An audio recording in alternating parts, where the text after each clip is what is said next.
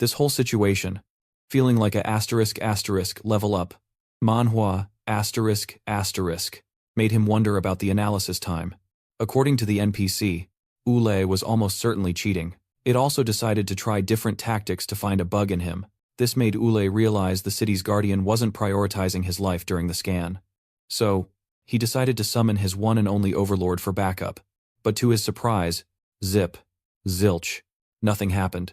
The quarantine zone blocked anyone inside from getting outside help. Yol's problem got way bigger since he had to face this powerhouse alone. He was determined to get back in the fight before that ultimate cannon targeted city number 8 again. With a kick to the face, the non-player character decided its invasive analysis wasn't over. Yol knew an easy way to beat this thing, but first, he actually had to win the fight. The NPC's massive kick sent our hero flying. Yol was losing hope when Sabrishna decided to step in. Yol couldn't believe it. The NPC saw he was still breathing and decided the physical checkup had to continue. With that, the entity charged at the man, only to be left shocked when they clashed. As Yol blocked the NPC's claws, the system notified him he'd obtained a new skill from Christina. Yol unlocked Overlord Possession, which let an Overlord possess him, but he couldn't summon that one for the rest of the mission. In return, he'd get the Goblin Swordsman's sharp skills. For this very reason, he really didn't like the book's owner. But now, Yol prayed not to attack the Demon Lord, just to thank him for his precious aid. With that, he and the NPC were on truly equal grounds. With new powers, they prepared to clash again. Like in any level-up manhwa, Yol could now keep up. A unit's power isn't directly tied to its stats or equipment. In all games, it's super common to find someone with low levels and gear dominating others with skill alone. Following that logic, Jack, the Goblin Swordsman's fighting skills would be the absolute peak of performance. But just as Yol was thinking of the feats possible by combining Jack's skills with his maxed-out stats, the swordsman's ghost declared that it was useless. This sudden astral appearance startled Yol. Yol figured it was normal for Jack to appear as a soul while possessing him. Still, what the goblin said left him intrigued. He feared the NPC was more combat-focused than his overlord. But Jack denied it, saying he was just criticizing Yol's pitiful fighting skills. After that, Yol was given the option to let the overlord fully control his body. Suddenly, Yol's whole expression changed as his eyes changed color. He took his stance. The NPC got ready to defend, but its arm was suddenly severed by the master swordsman's skill. Superior wind movement, a storm. This allowed the goblin to move lightning fast in a straight line. After that, the NPC tried to strike the swordsman down, but Jack quickly dodged its sharp claw before knocking the NPC off the ground. With that, the Goblin Swordmaster decided to finish it with a battle art called Celestial Wolf Fang, Wolf Claw Moonstrike. But at the last second, Yol stopped the Overlord from killing the NPC. So, Jack hit it with 3 waves of sword aura. The non-player character was left damaged, but not destroyed. Jack chewed Yol out for not telling him the plan earlier. But the poor guy never had a chance to speak. As the goblin spirit left his body, Yol decided to handle the most critical matter first. For 50,000 points, he could use the Make Peace function, made to spare those who harm an NPC by accident, sending it to its spawn point and removing its hostility. But the catch was that the non-playable character needed to be neutralized first.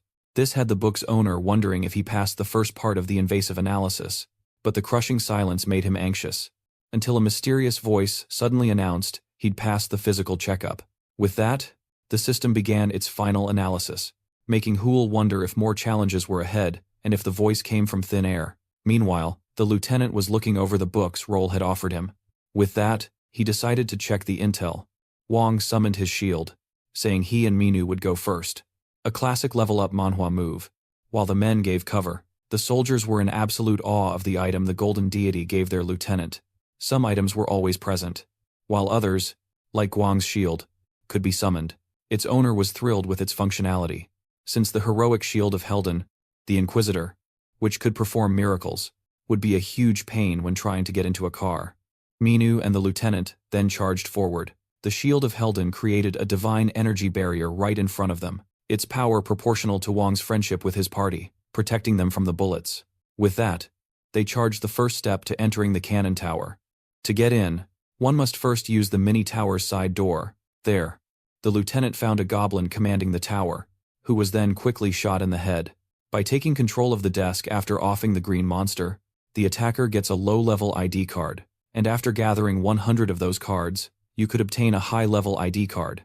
Collecting 100 high-level cards for one master card made Guang realize what a grind this mission would be. But this particular card would let a team of 10 members at most get into the cannon tower.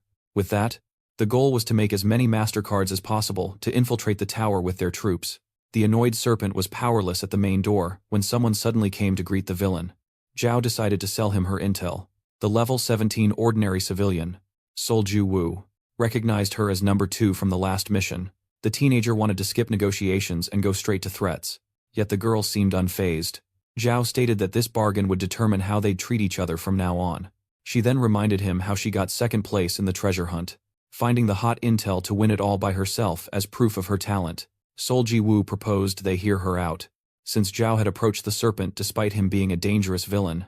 Admiring her guts, she said they should spare her life if the information provided turned out to be useful. Zhao stated that Solji must be wise, considering her old age. This led to some serious tension, leaving the serpent in the middle to the point where even the great villain felt frightened. Meanwhile, someone had gathered multiple low-level ID cards. They all started to shine in Roll's hand. A high-level ID card had been created. City number 17 now had 12 high-level ID cards. After losing 42 men and having 123 injured, the troops were all advised to be careful on the battlefield. Yet they were all hyped to fight for their player. But because of that move, City number 17 now held way more cards than City number 8. Then, out of nowhere, Robo started praying. Seeing this, his archer buddy just followed suit. The Royal Knight didn't want the citizens sacrificing their lives for the player, but for times him asterisk. With that, they charged onward. Rubble then recalled how Yol Choy is supposed to be their city's strongest. Yet, the guy had been MIA for ages. He thinks Yol refused to help, despite being as strong as a level-up Manhwa character. In other words, he was unworthy of the power dwelling inside him. Meanwhile, inside the quarantine sphere, the system wiped all active effects to proceed with the upcoming test. Yol found himself paralyzed by those weird rings.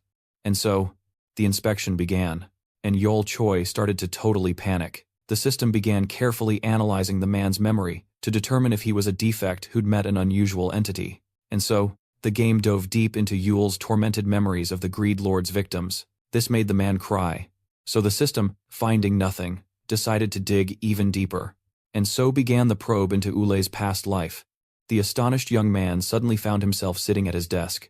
It was like he and the entire city had never left. Our protagonist was now on the phone with his mom. He was also juggling his tablet at the same time. The genius, while asking about his father, had just won 1,000 straight games of online chess. He then grabbed his phone for yet another task.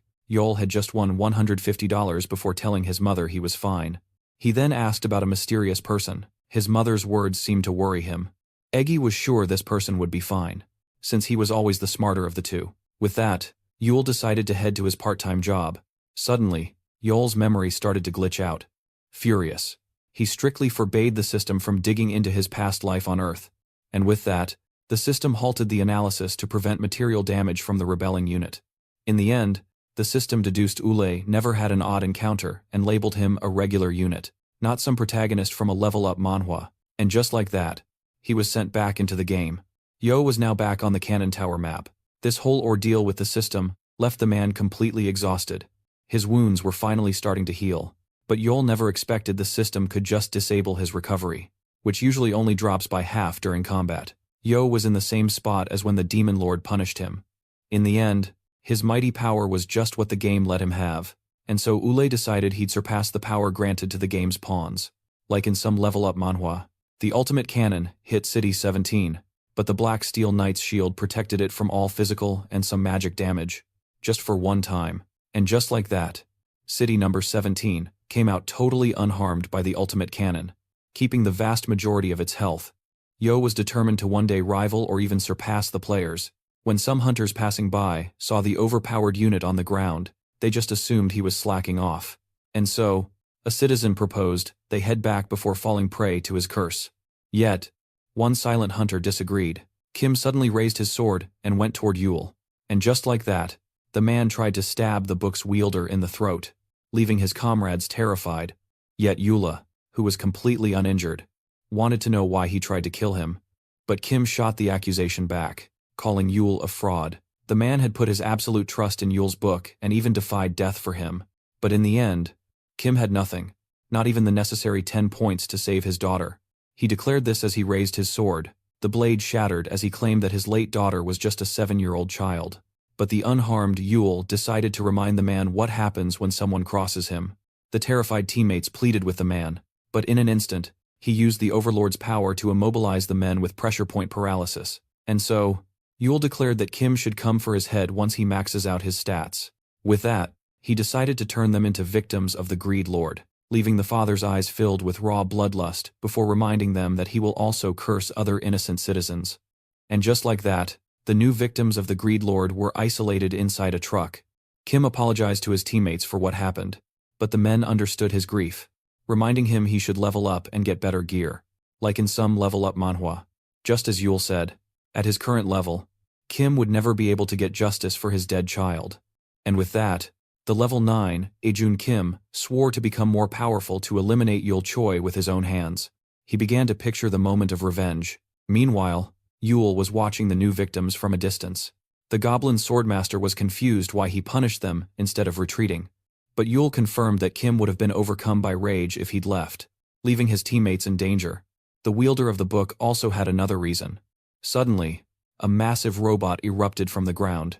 Yol wanted to save the men from the boss monster known as Doom Machine Octopus, created by multiple mini-towers boosting its abilities. With that, the monster immediately opened fire. Field boss monsters spawned at a regular rate in this mission, but killing one as strong as a raid boss would grant Yol an immediate master card for the cannon tower, a much easier way than collecting 10,000 low-level cards. Yet, this shortcut was also far more lethal. And so, Yol activated Jack's powers as he summoned his sword.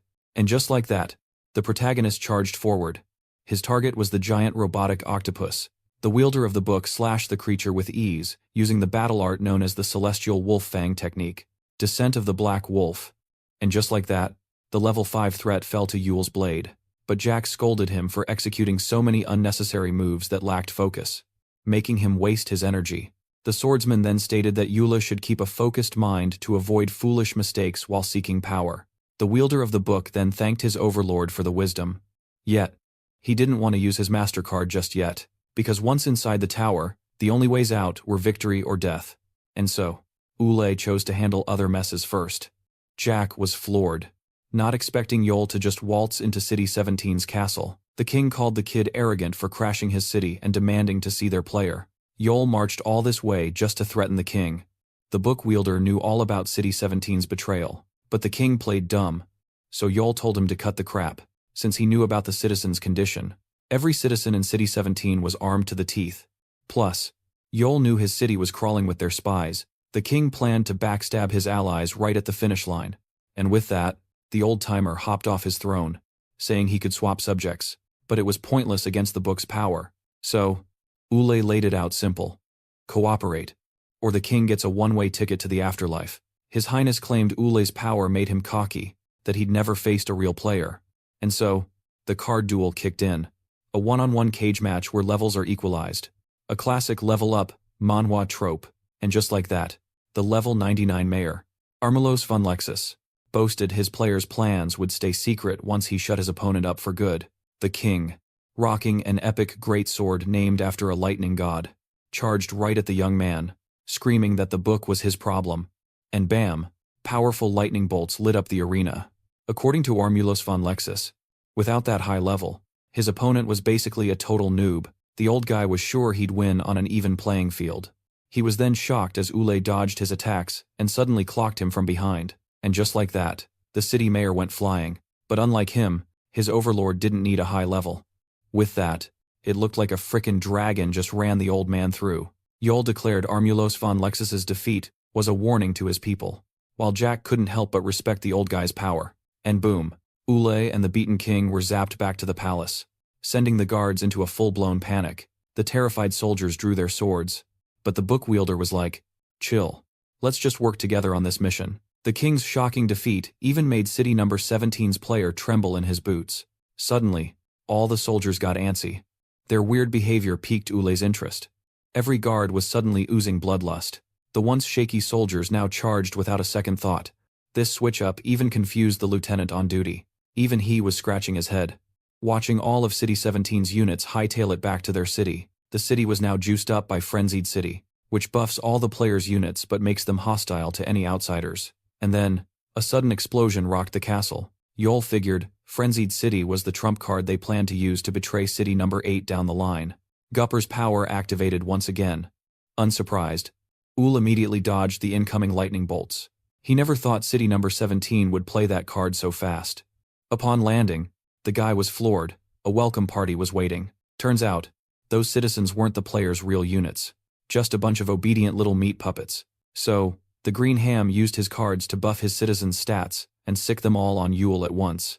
Taking that cannon tower to clear the mission was going to take him an entire day. Sparing City 17's units just meant leaving them to fight City 8. Jack offered to do the dirty work for his master, but our hero refused, deciding to summon his sword instead. A whole mob of citizens charged him at once. The protagonist chose to accept this grim burden.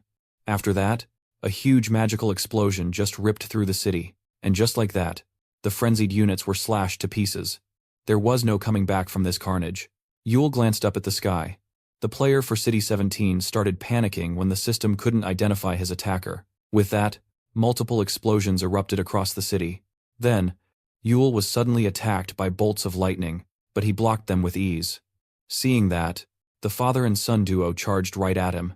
Yul wasn't sure if his words could reach them, but he promised to avenge the city's 150 years of slavery as he slew their prince and king. Romulos couldn't believe his eyes. The severed head gave its player one final, awkward look. The streets were now stained with blood. Yul single-handedly butchered City 17 citizens until nightfall, like a true level-up Manhwa protagonist. Our protagonist was now covered in blood. Jack came to check on him, but he admitted he was not okay. Even though he was mentally prepared for this butchery, the guilt was still too much, so he tried to change the subject. Since the citizens of City number 8 couldn't clear this mission by themselves, Yul had no other choice but to do it himself.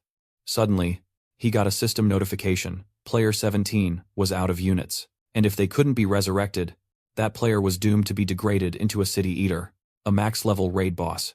Yul was floored by this sudden discovery. It made him realize players weren't the top dogs in this game. The player from number 17 was now booted from the system and stripped of his status, and so, the entity became a City Eater. Suddenly, its eyes flashed red as it received a final notification. With that, the City Eater decided to crush City number 8 under its massive hammer, making its player hesitate. So, he decided to check his deck. One of his cards would let him roll a die to move his city, but he'd have to abandon all his mission rewards. Our protagonist charged straight at the massive entity. Their player was about to use his card. Hiju and Seal also tried to save the city, but all hope seemed lost as the giant hammer descended. Suddenly, the golden hand stopped. In the end, he chose not to use his card. As a result, the massive hammer obliterated his city. City number 8 was now shredded to pieces, but Yul woke up to his book glowing red. He was surprised to see himself alive after his city fell, but Yul was even more shocked by the presence before him. He immediately attacked the Demon Lord, who stopped him with a single finger. Yul's memories of their first and final clash came rushing back. The kid now remembered everything. The book's owner deemed him worthy, deciding to grant him that promised chance. A cold silence then filled the stark white room. Yol worried about the other citizens. The Demon Lord flatly stated that they were all toast. Hearing that, the lone survivor dropped to his knees. According to Christina, simple units could never beat a City Eater. Their city was doomed from the start, since only players could stop them. This made Ule explode, demanding to know about this game and its players. He also demanded to know why he was the last one standing. The Demon Lord had all the answers. Of course, but now wasn't the time to share them. Yol had precious little time to bring his fallen city back from the dead. Those words rocked the young man's very soul. Christina then summoned a glitched item, proving his point. Reviving City number 8 was actually possible.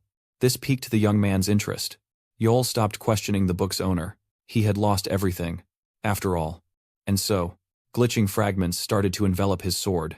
Christina lent his power to Ule to destroy the City Eater. Only then would the Greed Lord resurrect everyone. He admired his sword as it began glowing purple, but thought defeating that huge thing with just a blade was ridiculous. Suddenly, he was in space. Yol was now face to face with the fallen player, number 17. The City Eater instantly swung its giant weapon, actually managing to nail the protagonist. The hit caused a massive explosion that sent the young man flying. Yol felt that impact rattling his bones. Even though he survived, Christina informed him that city eaters are the game's strongest creatures, ones that even players try to avoid. By pushing his power to the limit, he made Ule as strong as a city eater, like in some crazy level-up manhwa. This ticked the kid off, as the demon lord basically said, "If you lose, it's all on you." But the protagonist was alarmed when the fallen player used a card. The entity used summon meteors, calling down meteors equal to a 12-sided die roll.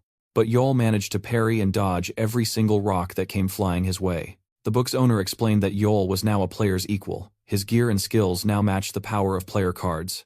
Yol, now fused with his overlord, landed a devastating blow right to the city eater's face. The fallen player's mask cracked from the hit. The entity crashed to the ground. But something felt wrong to Ule. Giant tentacles erupted from nowhere, trying to crush him. Ule sliced through 2 of them, then decided he had a question for the Greed Lord. His question was about players. Yol wanted to know if they were all this ugly. Christina said no. She stated that all players differ in looks, thoughts, behavior, and even cards. With that out of the way, the City Eater decided to use Thunderstorm, making lightning bolts erupt over a wide area. Countless lightning bolts rained down from the sky. The thunderstorm scored a direct hit on the protagonist. This made the young man realize stronger City Eaters existed. Yol found this disappointing while parrying the lightning bolts. He figured his job would be way easier if all players were just like this City Eater. This statement intrigued the Demon Lord, who used telepathy to summon the swords of City 17's king and prince. He boldly claimed their old player was a weak opponent, despite having so many cards up his sleeve. The fallen player kept his distance from Ule, which meant the entity was scared of a close-up fight. The City Eater also kept spamming wide-range spells like a constant bombardment, summoning non-elemental shells just to hit a small target like Ule. The protagonist moved his fingers to command his other 2 swords, having a sudden realization. This creature had never actually attacked another opponent head-on, which is why it was just carelessly using its powerful cards. The monstrosity had a wide arsenal and a titanic size. Yel slid to his right just before a giant explosion erupted. Using a free warp ticket to save himself at the last second, the Demon Lord noticed his unit was taking his sweet time closing in on the City Eater instead of just rushing him. This tactic was designed to mentally mess with the monster, and also to empty his hand. After all, it's pointless to attack mindlessly, said the Greed Lord, as Ule prepared to end the fight. And just like that, the fallen player was stabbed by a heroic sword. Yol then activated Chain Lightning. With that, the entity suffered as it was blasted by a bolt of lightning. Yul then asked the creature if it enjoyed playing God while messing with their lives, holding the legendary orb that could change the weather.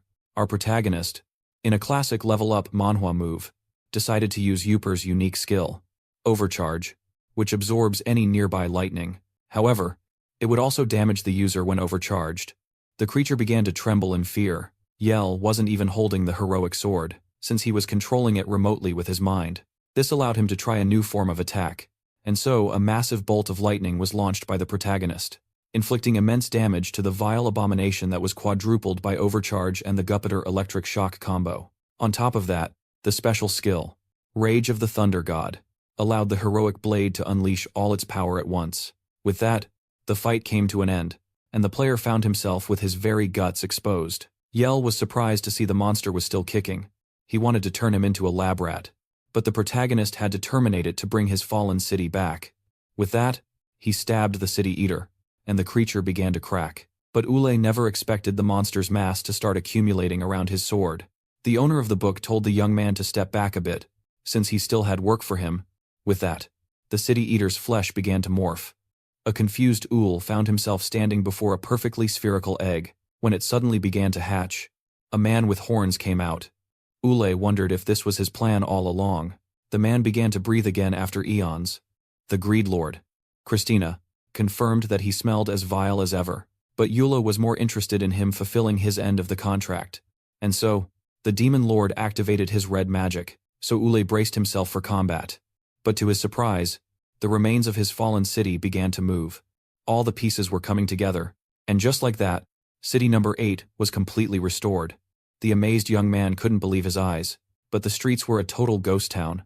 This made Ule assume the Greed Lord was holding out, but the entity told him to just be patient. The power he absorbed from this City Eater could only restore the structure of City number 8. But to revive the citizens, Krasha would need to absorb other fallen players. But Yul was convinced the Demon Lord was hiding his true power. Seeing everything he consumed, the entity seemed surprised. The city had to gain experience from units trading points, making it go to the next level, which most likely gave players the currency they used to buy cards. That was the only logical explanation for the game's resource cycle and how players got their hands on plans and cards. But Ule was curious about all the points he'd spent without the city evolving. To him, there could only be one explanation. This made the Demon Lord howl with laughter like a madman. He couldn't help but admire Ule's genius intellect. Krasha was amazed. The young man's ability to see the bigger picture after losing everything was pure level-up manhwa material. This led Yula to speculate the entity had met their player before. When his glowing sword suddenly appeared right in front of him, the Demon Lord confirmed he had the necessary strength, but it would be saved for later use.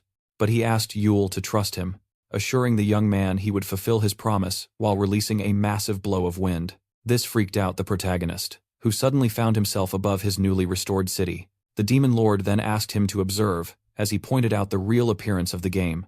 Yula was shocked, as none of this was there when he faced the City Eater. But there was a simple reason: the game would only allow one to see what he is supposed to. Suddenly, a new perception opened to Yula. He was now facing another colossal entity. Yul looked like an ant in front of the giant mountain of flesh. The Demon Lord needed to consume 3 more fallen players. All the units of City Number 8 would be revived once all 3 were slain, just as he promised. With that, the city would be placed fully back in the game, and the Demon Lord of Greed would become its new player. The City Eater used one of its cards to grant itself flight.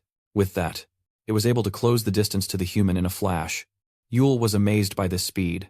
Suddenly, multiple heads emerged from the City Eater. The creature divided itself into multiple parts. This made Yul worry he would face 3 fallen players at once. But he was even more astonished that the creature used 1 card to summon 3 non-elemental shields, protecting all 3 of them and absorbing part of the damage, which meant that the 3 were actually 1. Suddenly, 2 of the monstrosities collided with each other, with Ule in the middle, struggling not to get crushed by them. As for the third one, it equipped itself with a blade using a card. Yul was intrigued by the fallen player's strategy, seeing how its 3 parts shared buffs, but not the longsword. The Demon Lord claimed that just like humans, each player is unique when it comes to their abilities.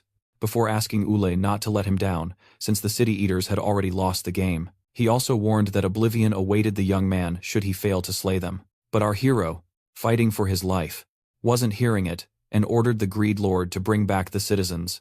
So Prina told him to chill, since everything was already prepared. Jayu and Hiju were confused, supposed to be on the other side.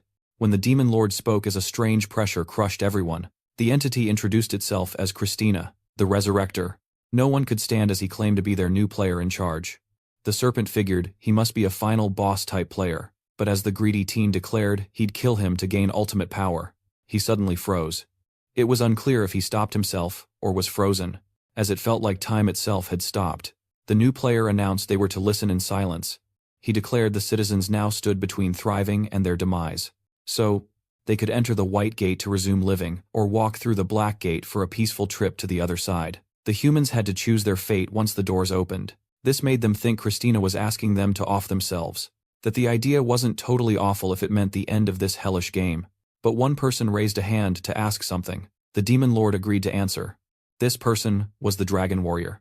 As she, the detective, and the inspector, and the lieutenant stood tall against the immense pressure, she asked when the gates would open. Dusk, the carnival, and other citizens were also eager to get back in the fight. The new player watched them silently, then snapped his fingers, summoning a screen, broadcasting Ule, fighting the City Eater. Everyone was shocked to see him on the big screen. Pooh was curious about her friend's opponent, when the Greed Lord said the gate would open once he wins. So he showed the City Eaters on screen, presenting them as the disaster they'd face if they came back to life. So the humans better think carefully, since the Greed Lord had no use for cowards in this kind of level-up manhwa. Ule clashed with the giant's charging barrier as the other 2 ambushed him from behind. Then our hero activated the gravity ball skill, which used a powerful force to attract everything, including the caster if they were in range. With that, all 3 City Eaters were instantly pulled to the same spot, and just like that, all 3 were slammed together, getting slashed to bits. Revealing Ule from under the carcasses, he raised his sword for the final blow, slashing the monstrous tentacle ball in half. The 3 City Eaters finally met their end by our hero's hand. The exhausted Ulay then plunged his sword into the second fallen player, and just like that, the tentacles faded into nothing. This fight made Ula realize he couldn't regenerate while fighting these monstrosities. It was a harsh reminder that time was running out. As he summoned the Overlord's power, he called for the next fallen player. Suddenly, something began appearing from the fog. This was the fourth foe. All citizens would be resurrected once this city eater was slain. To boost his odds, the creature played multiple cards at once before assaulting his minuscule target. Kaiju was terrified for Yul, while the lieutenant was astonished by their future foe's power. This drove the citizens to despair. Seeing how small units were giving them a hard time, the monster's axes smashed the ground. Seeing the fallen player only engaged in close combat, Yul could devise many strategies to take it down, but found himself racing the clock. He was also able to block the massive weapon with his blade. So, Yul let Jack possess him. A true level-up Manhwa moment, leaving the duel to the pro, who immediately struck the giant creature. The city eater began to bleed as it screamed in pain. The master swordsman was amazed by all the crazy fights Yul put him in, including this one, but when offered some advice by the owner of the body, he immediately refused, since the goblin could perfectly see the blade's path. And so, the man was now covered in blood after endlessly slashing the titanic beast. All the citizens watched the fight, amazed and in total silence. The last city eater fell to Yul's blade, and so the humans were now free to enter the gate of their choice. All units could confront a hellish life or peacefully succumb to death's embrace. Yo was now back to city number 8, but its streets were still empty. Christina assured him he'd kept his word, as all citizens were choosing a path only they could choose. The city was still out of the game. Yul wanted to know if the canon mission was still going on, which the new player affirmed. The mission was not over yet, but the original player of city number 8 bailed after his game piece was destroyed. At this moment, Christina took his place, powerless to stop the city's demise. In other words, the great demon lord couldn't do anything since he was still just a beginner, leaving him silent. Before losing the game, players receive a countdown, which Yul used to kill the city eaters. With that, an hourglass appeared in the new player's hand, who stated the other units used the countdown to choose between life and death. City number 8 started to rise from the empty square. With that, the city resumed its journey in the game. The canon mission would continue in 1 hour and 6 minutes. Yul was satisfied with the time remaining. The demon lord also stated that no one would any longer become victims of the greed lord. He no longer required victims since he owns city number 8, but Yul denied it, since this city truly belongs to its people who came back to fight for it.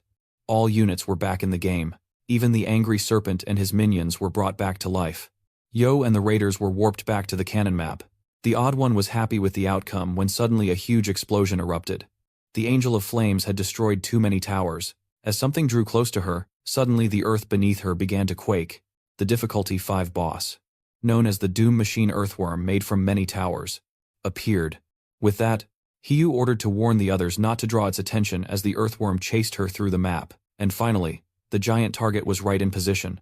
With that, the Doom Machine took massive damage from the laid trap, and so, the giant mechanical beast found itself without its head. The Spear Maiden praised his pinpoint accuracy, but Yul just tossed the compliment right back, insisting she was stronger and asking her to guard the city, since this gig would be over quick. Using his master card, Yul entered the cannon tower, a one-way trip until the challenge was done, and just like that, he was in the cannon tower's first floor, the city of minor goblins. Yul found it disappointing. Seeing the wasted resources, the player told him to focus on the big picture, as he activated the headhunt card, which zaps one of his units straight to the boss. Cressa claimed it was all for the sake of the ultimate win. Suddenly, a goblin in a giant mech tried to shower him with bullets. Yul vanished, so the goblins assumed him dead and started to celebrate, but were shocked to learn their boss atop the cannon tower was slain right after. The level 6 boss, Multibrain, was swiftly beaten, with Yul taking its head. The protagonist ignored all the other monsters, going straight for the kill and winning for city number 8. And so, Yul was teleported back. Everyone who was outside the city was also brought home. All eyes were on the former top villain, but Yul ignored them and left, until someone called his name. Yul got a mysterious container. This gift was a token of their gratitude. Yul politely thanked them before flying off, fading into the horizon as they watched. Yujin Kim claimed they weren't brought back by hope, but by the desire of seeing Yol Choy as a corpse. The city got a 24-hour break before the next mission. The book owner and its wielder were alone atop the tallest tower. Yul was happy everyone was resurrected, safe from the Greed Lord forever. Suddenly, our protagonist tried a surprise slash on the Demon Lord, but Christina was curious when Yul's blade didn't even reach him. The wisecracking young man knew this Demon Lord was just a projection, noting he still had a use for the Greed Lord, piquing the player's curiosity. Yul was surprised when the player, who wanted him to beat the game, let him decide the next step, but felt embarrassed when the Demon Lord noted Yul was more experienced with City Number 8. Yul seemed to have something in mind involving their new player. Despite the trouble, the Greed Lord granted the request as a favor to his new game piece. Then, the city began to shake. Entire buildings started to levitate into the air, leaving everyone totally confused. The unit's training center was a building the player could create to train his units by fighting fake opponents. It gave no rewards, but let units gain experience in this level-up manhwa without risk. But its owner said this training center was unique, able to teleport units to existing maps for rewards if they put their lives on the line. The book owner and its wielder were now in the control center of this new construct. With the new rules set, Yul cooked up special training programs for the city's top unit, but he needed the right map to put them to use. By using the special unit training center, elite units like the Spear Maiden could finally begin. Yul informed her they only had 18 hours left. Since the trial and training took some time, but due to the Greed Lord's power, time would flow differently for Hiju. She would spend a whole year on the training map. But if she wished to retreat or in an emergency, the Dragon Warrior could just smash the hard glass to come back to the city. But this wasn't the only way to gain power, like in some level-up manhwa. So Yul told her to be careful. For her special training, the Angel of Flame was sent to the land of the dormant sun. Determined, she aimed to complete the training. The main goal was earning the respect of prominence, owner of the weapon she uses. As for the two detectives in the Forsaken Mountain of the Old Kings, Seu and Dusk had to find the vessels of Wa and Wa for the lieutenant and his team's special training on the map known as the Mausoleum of Dormant Demons. The squad had to face terrifying demons as they tried to awaken the map's master and take up his will. As for the next trainee, the insolent serpent asked to be released from the training center, flipping a casual bird. But the villain was confused when Yul offered him one last shot. The wishing orb the teenager held could become light or darkness depending on his karma. To put it simply, it could become a righteous dragon or an evil serpent, based on his choices. Normally, it'd take someone time to decide their actions, but the serpent's choice would now save them a ton of time. The young villain was free to leave the training center, but at the risk of letting the other units surpass him. So the young man actually thought about it for a second.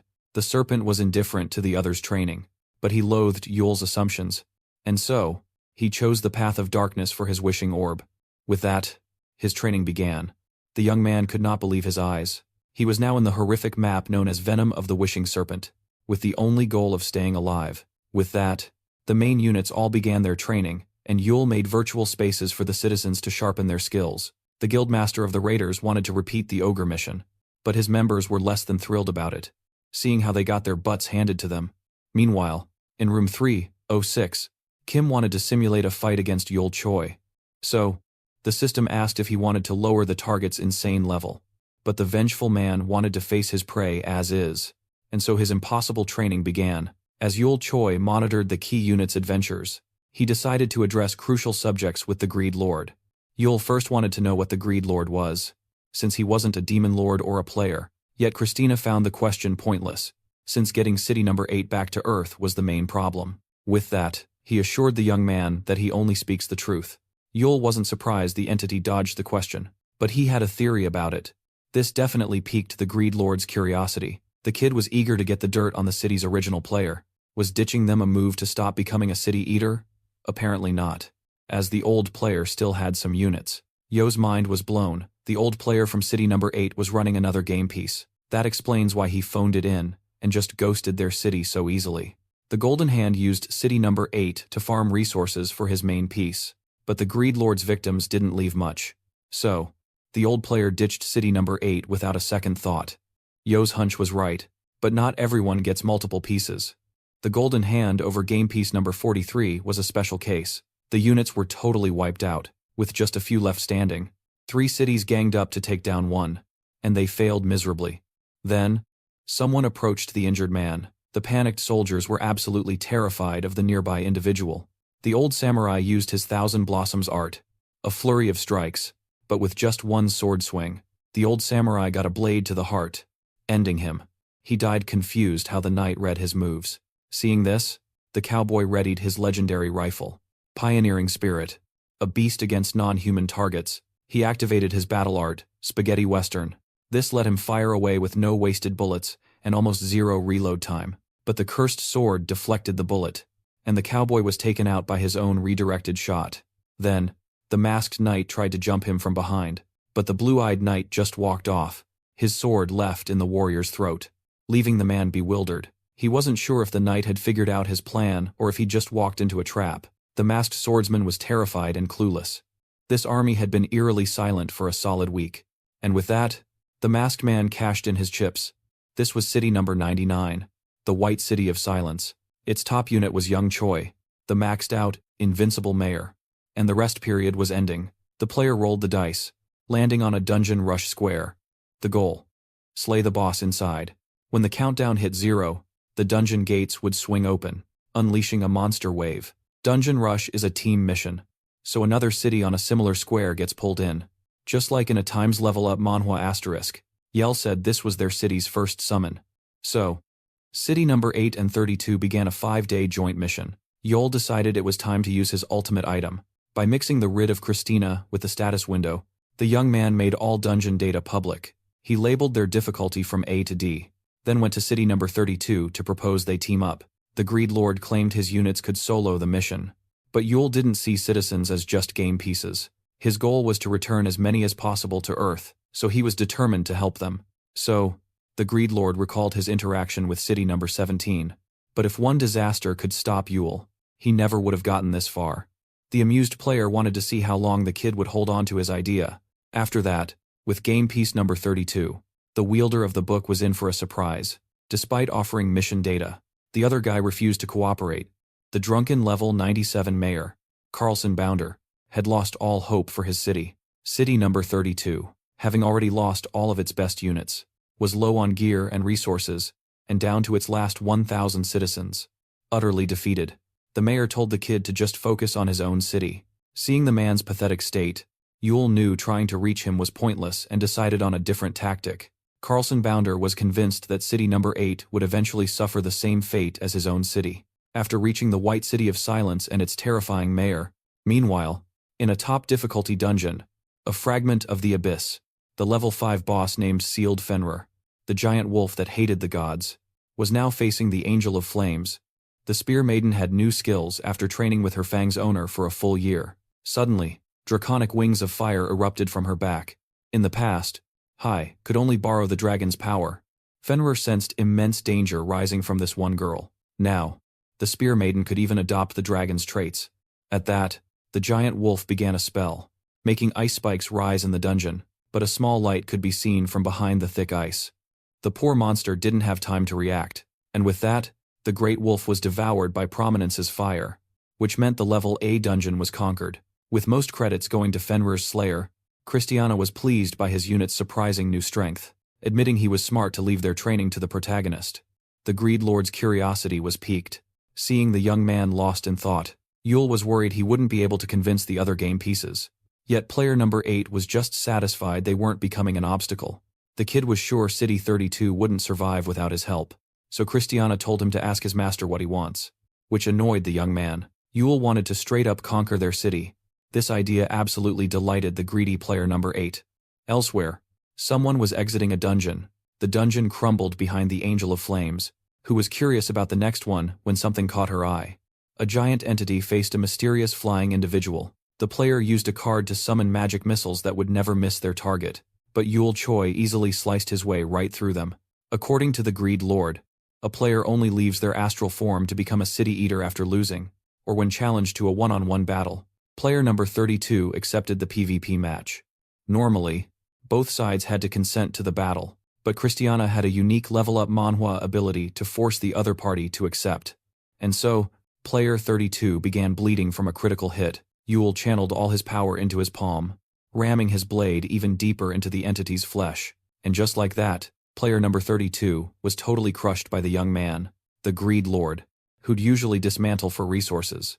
Instead kept the fallen city whole as a favor to his strongest unit. Yo tried denying he was hopeless, so Kushina reminded him he was the one footing the bill. The Greed Lord usually absorbs a loser's essence, but that was chump change next to the lost key fragment. Yo then recalled how the Greed Lord uses fragments to bend the game's strict rules, which made him think it was a hack.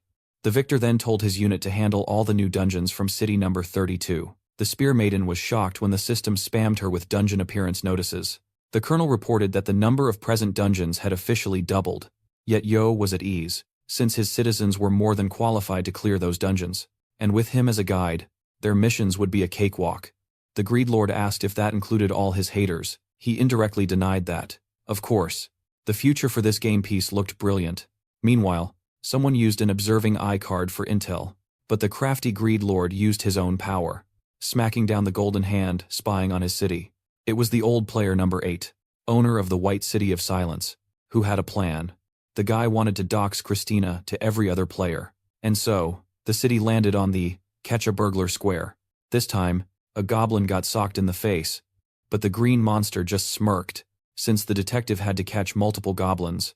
Otherwise, the monsters would keep all the points and equipment they'd stolen from the city. Seeing the city's hiding spots, the goblin felt optimistic, but a huge, scary-faced man with a torch stopped him. The first confused goblin was nabbed by an officer. The second was pinned under Zhao's foot. They were baffled how the units located them so fast, but it was all thanks to Yul's power. Things started going well with the city units, the young man's plans, and the Greed Lord's book, allowing them to complete missions on their own. After each mission, they used Christina's player privileges to upgrade the city, creating the cornfield of resilience. For example, they also gathered items to bend the game's rules and track fallen players to make their own player more powerful. On joint missions, the units from Buchan couldn't believe their eyes, shocked to see their own players slain and defeated. City number 8 would crush other players on joint missions just to merge their cities together. They even persuaded the units to train themselves between missions. And so, City number 8 evolved rapidly, a true level-up manhwa. The units didn't even need Yul's plans to finish the mission. From this point on, of course, disasters only strike when it's quiet. City number 8 was now smack in a battle square, and so 4 cities were plopped onto the same square, with the goal of terminating each other. The lieutenant absolutely feared missions like this. Dusk wanted to know if the units were fighting, or if the entire cities would face off. But S didn't care. They had to take out other humans regardless. Who dreaded this moment's arrival? Yet, the young villain was eagerly awaiting the showdown.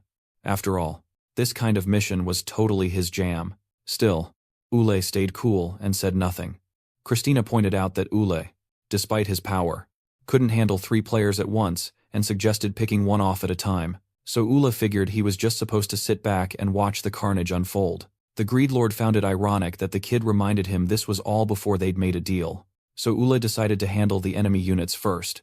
But our hero was confused when all 3 cities suddenly charged city number 8 together. It looked like the other 3 players had decided to join forces. So player number 8 activated Wall of Stone to shield his city. Suddenly, a colossal stone wall erupted from the earth, startling all enemy units. Yo couldn't defend forever. Our hero had to quickly eliminate the other 3 players. The amused Greed Lord totally expected that answer, summoning another fragment of the key, and so the other player agreed to a one-on-one duel. The Greed Lord decided to grant his strongest unit's wild wish. The 3 players used their cards to instantly attack the young man. But Ule swiftly dodged them, and as he drew first blood, he declared that the first hit always guarantees victory. Yo was in a race against time. He had to slay one of the 3 players as fast as possible. When suddenly, the player vanished right from under him. Christina noticed the players weren't actually teaming up. They were using a card called Shrink to gain agility by sacrificing health. With that boost, the player quickly charged at the poor young man. Ule struggled to shove the giant monster away and got smashed into the ground. The player then flew away. Yula, having taken some critical damage, couldn't believe his eyes as the second player suddenly appeared, dashing right for him. Meanwhile, the third entity was carefully plotting its next move. It watched as a giant energy explosion erupted. Suddenly, the players saw a bright light through the thick dust cloud.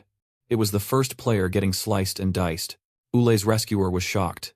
Jack was amazed that his attacks were actually effective against players. So, Ule pointed out his skills and gear were now on par with a player's cards. This even included the Overlord's skills. Still, the Goblin Swordsman couldn't rival Ule or a fallen player, according to the Greed Lord. This wasn't your typical level-up manhwa. And so, all three monstrosities attacked at once. Christina figured it was better to let Jack possess his strongest unit. This piqued his curiosity about the young man's next move. The stones began to crumble. Everyone prepared to fight, seeing the Greed Lord's wall falling apart. Wong noticed the soldier beside him was trembling in fear. The lieutenant would understand if the man bailed, since they were about to fight other human beings, that the man decided to stand his ground, determined not to ditch his team. Finally, the wall came crashing down, and three armies rushed in to wipe out city number 8. Upon entering the breach, the hostile unit saw one man blocking their path. It was the Serpent, determined to draw first blood in this battle. Suddenly, the front guard just froze. The guys in back were confused. Watching them turn tail and run, the villain unleashed his terrifying power. His venom turned victims into bone sacks as he absorbed their experience points. A classic level-up manhwa scene. While survivors grunted in pain or begged for a quick end, the teenager's orb gained karma points when he refused to finish off the suffering man. And with that, he had enough evil karma points, triggering the evolution of the merciless. Meanwhile, Jack was using his sword technique against the players. All three of them were seriously powerful, but they also say a worthy foe is a better teacher than time could ever be. And so the Overlord went all out, as he and the player faced off. A giant lightning bolt formed in the sky. One player used an elemental shield to counter magical attacks, yet it was totally weak against physical damage. Yul gained the upper hand on one player, but the third one used a card to defend his buddy. Christina watched a massive explosion erupt right in front of his eyes. He noticed the Overlord was about to crumble, and that city number 8 was no match for 3 cities. Yet, the young man seemed to be waiting. Piquing the Greed Lord's curiosity, a man dressed like a mob boss stepped through the wall. Old Man Park was surprised by the Italian greeting, but even more shocked to learn the man, Young and Kim, was actually South Korean, which made him seriously question the guy's outfit. The outsider revealed the style pleased his players and told them to give up. Since their own guy didn't seem to care about their city, the old man looked shocked as he swore to give them a painless death. The Serpent then appeared behind Jung and Kim, the young villain, savoring his victim's agony, impaled the man with his venomous claws. He reveled in the praise, blood dripping down his face. And so began the Serpent's rampage as he massacred the enemy armies. But the citizens of city number 8 were also hit by his poison gas. Not that the bloodthirsty high schooler cared, and so the Angel of Flames had to intervene, reminding the villain they were on the same side. But to her surprise, the Serpent easily intercepted her fang of prominence. Then, the young man let out a wild scream, worrying everyone. By collecting enough evil karma, the high schooler evolved into a corrupt serpent. Seeing this, Hiju told Park to lead the citizens to safety. The city's situation was already critical, but the young villain, as usual, made their task even harder. The stone wall had been shielding the city from 3 armies, yet, the corrupt serpent smashed through it with ease. The crazed beast then tried to devour the Angel of Flames. City mayors Miyamoto, Kojiro, and Sanctu Don Carlo mocked city number 8, assuming they had stupidly destroyed their own walls. And just like that, the old samurai summoned his own dragon, kicking off a showdown between the 2 colossal reptiles.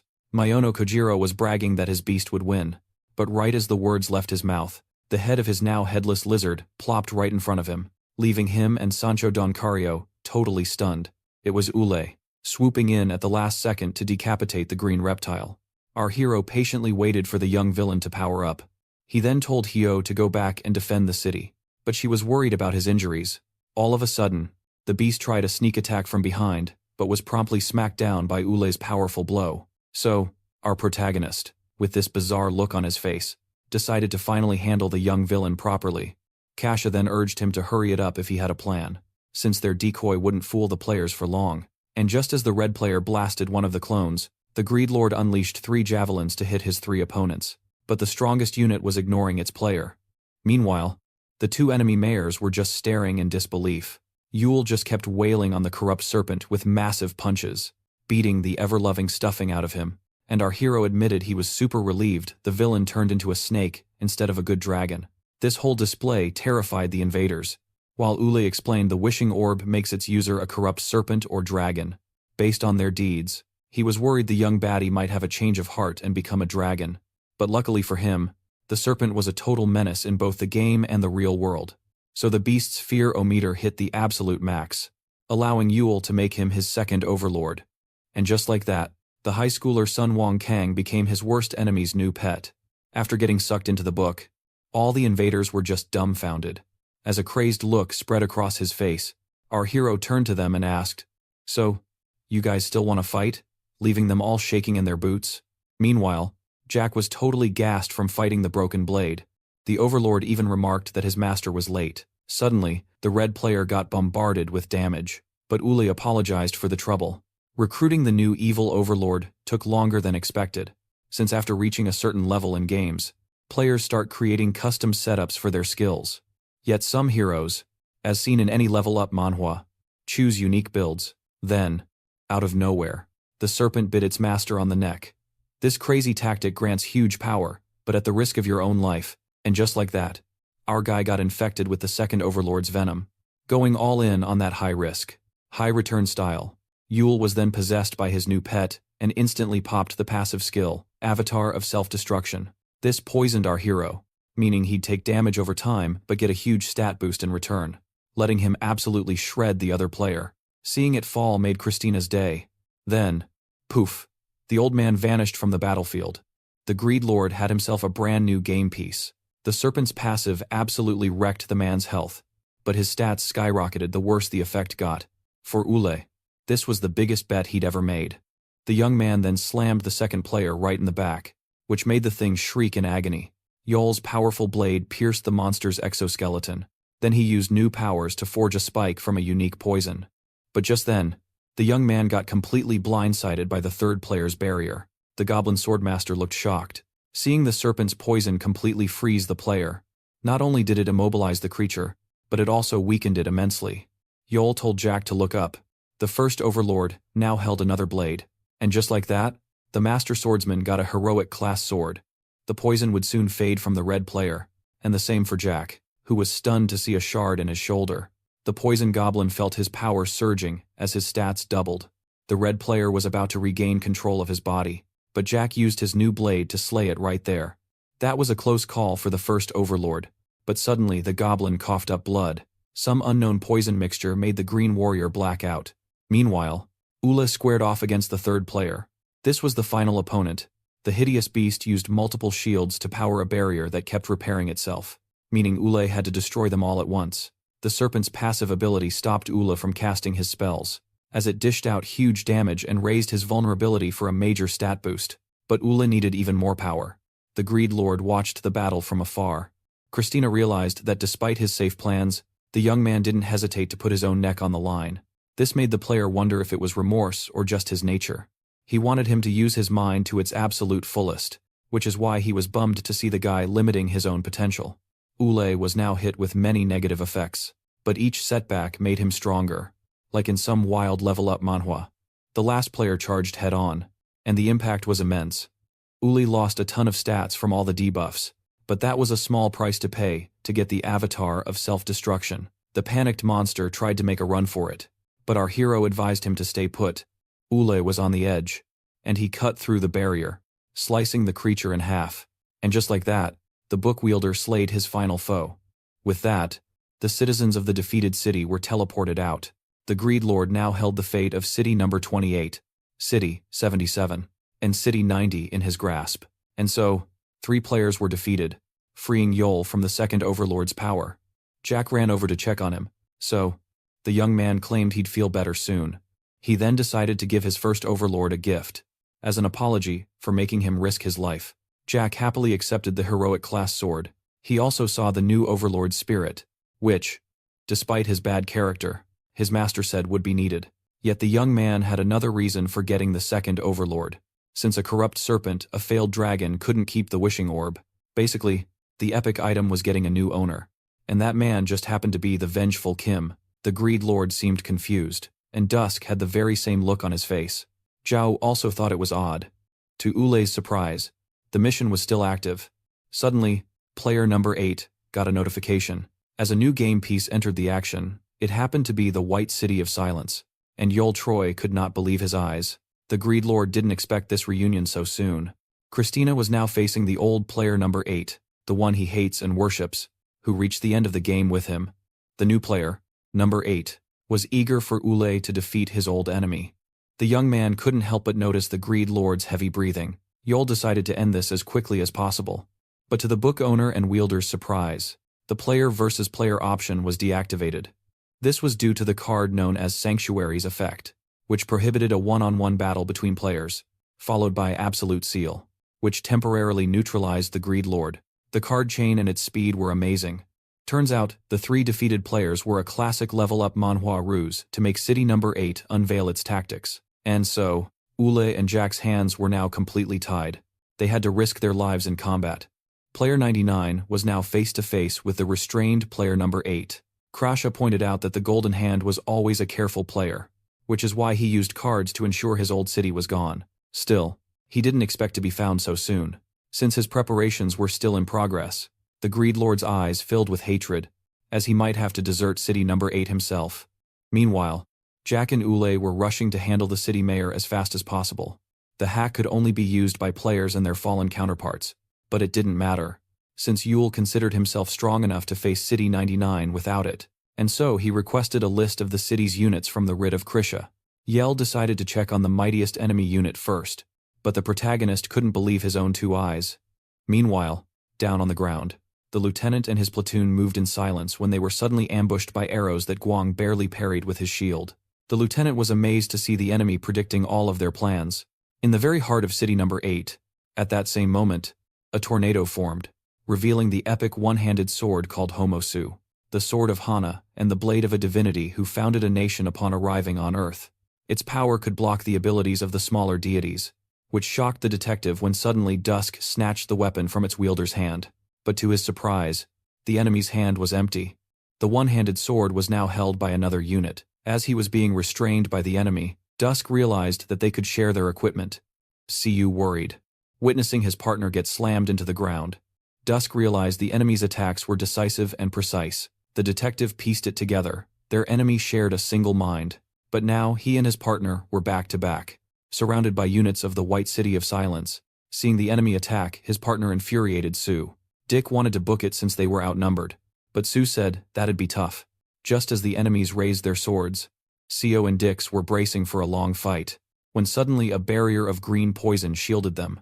The 2 cops were baffled, since that move was the dead serpent's signature trick. The caster carved a path through the poison. Kim, the orb's new owner, was struggling to hold the spell and yelled for them to escape, but the cops were floored to see this total stranger wielding such a powerful item. As the sun began to set, Hiju, with her quick moves, fought her best to protect her home, but with one sword swing, the blue-eyed knight easily wounded the Angel of Flames. The Spear Maiden was confused, as her attacks couldn't reach him, yet his blade always hit her, no matter how slow it seemed. This was way beyond predicting her moves. Hiju felt like the city mayor's will was controlling her actions. Still, the tough Angel of Flames used an elixir for a full heal, and with conditions met, she unleashed the hidden ability of the Fang of Prominence. Upon arrival, the dragon caused a massive explosion with just a single blast, but the figure in the smoke startled the Angel of Flames. To her surprise, the city's strongest unit had arrived. Like in some level-up manhwa, the girl had tons of questions, but the guy ignored them all and told her to fall back to the city. When she tried to refuse, her master simply insisted. The girl was intrigued as her uneasy master said he'd stay as backup for Yul. So the Angel of Flames rushed back to City Number 8. She noticed her friend and his overlord were on edge, and felt like she'd just be in the way if she stayed. But, hey, you'd think this was all in her head. Meanwhile, on the battlefield, the blue-eyed knight was surprised by Yul's grim expression after so long. After all, these 2 were blood brothers. But with a real smile, our hero expressed relief that his brother was now okay. Yul then said that they didn't have to fight like this, but was shocked his brother knew his plan to return home. That was such a Yul move to make. Yet, the blue-eyed knight affirmed he was bound to fail, since, to do so, Yul would have to actually beat him, a feat he'd never accomplished in this whole level-up manhwa. Suddenly, Jack, sensing danger, pushed his master aside. To Yul's shock, his overlords began to vanish, and with a blank face, his brother attacked him. Our confused hero found himself impaled by his own brother's blade. The blue-eyed knight wanted him to stay down for a bit, and promised that when he awoke, he'd finally be happy. The sword was now soaked in Yul's blood, but our protagonist went for a surprise attack from behind. However, the blue-eyed knight easily dodged the punch and stabbed him in the ribs. This left the young man in pain, forcing him to use his powers, and so, He tried to strike the mayor of city number 99 with powerful lightning. The attack completely incinerated the body. Yet, it wasn't the blue-eyed knight, but an ally he teleported in to take the hit. He then stepped inside a magic circle, an explosive trap he instantly shut down with a magic dispel. The blue-eyed knight saw his brother's every move coming, remarking it had been too long since they'd played like this. To put it simply, their brains were running way too fast for their bodies. The neurologist, Dr. Mingu, laid it all out for the parents. He explained how their bodies couldn't keep up with their brains, as they feared both sons had the same issue. The doctor confirmed both brothers had it, which intrigued the mom, as Yan seemed to struggle more than the protagonist. So, the neurologist explained, his body found a workaround, multitasking like crazy just to slow his brain down. And our young protagonist gazed curiously at the team as the doctor explained how his brain was simultaneously deciphering, predicting, and analyzing everything to keep from overheating, adding, it was the best way for the boy to survive. Now, his brother on the other hand, had a tricky case since he ignored his surroundings, which really alarmed his parents.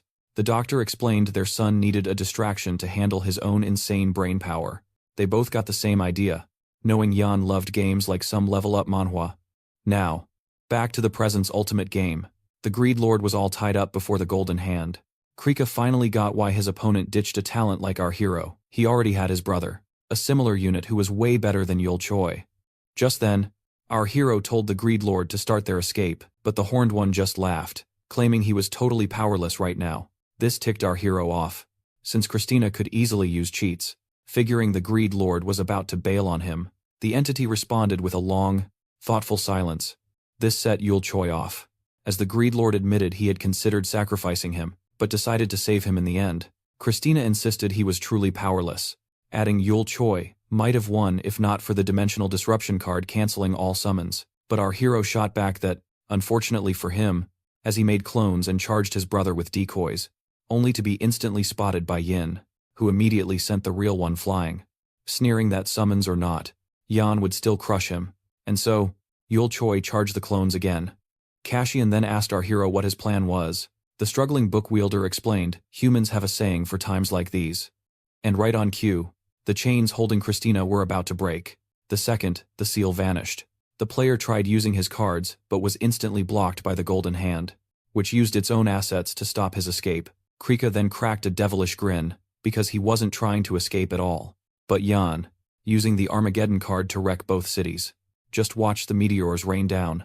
And just like that, massive explosions rocked the arena, obliterating buildings and people. Just like that, Peace Units number 99 were wiped out, making the Golden Hand totally freak out and scramble to act. Christina knew this maneuver wouldn't really harm his opponent, but then the rogue players arrived. The Greed Lord affirmed that his avatar has a thing for extreme solutions. The Golden Hand watched as the crazed entity began to assault the arena. This was all Yol Choy's plan. Who wasn't trying to win, his goal was making the young'un lose with him. So our hero teleported away, thinking his plan might work without harming his brother. Meanwhile, player 99 frantically tried to calculate his next move. But Christina knew all about the entity's caution. He could already predict the Golden Hand's next moves. Just then, Nun addressed the entity, pointing out how it got flustered by their opponent's little kamikaze